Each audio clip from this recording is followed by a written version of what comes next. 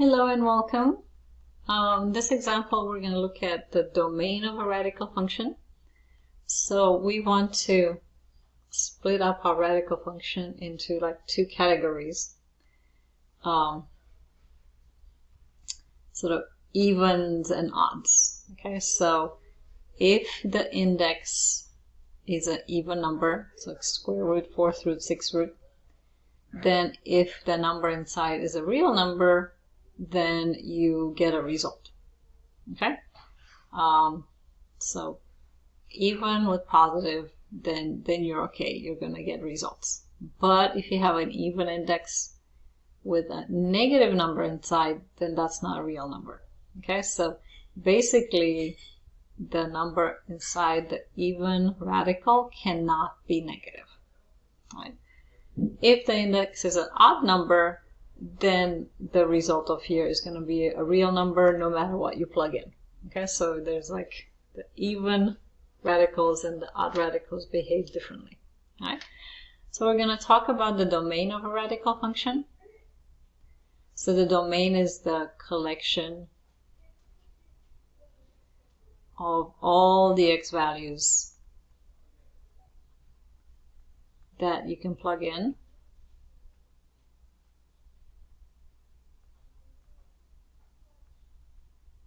Right?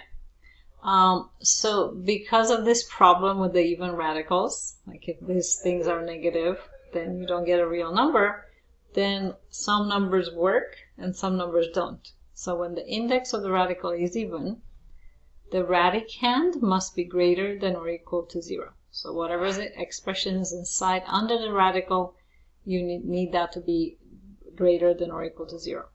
When the index is odd, then you can plug in any number because it doesn't matter whether it's positive or negative. All right. So let's look at 871, this example here. We want to find the domain of this function. So you first look at the index. This is an index of 2, which is even. So you want this radicand to be positive. So you go, we need 3x minus 4 to be bigger than or equal to 0. And you solve this inequality. 3x is bigger than or equal to 4. X is bigger than or equal to 4/3. Okay?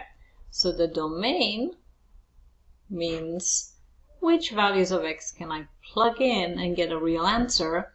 So the domain is x has to be x values of x bigger than or equal to 4/3, which in interval notation is going to be square bracket 4/3 all the way to infinity.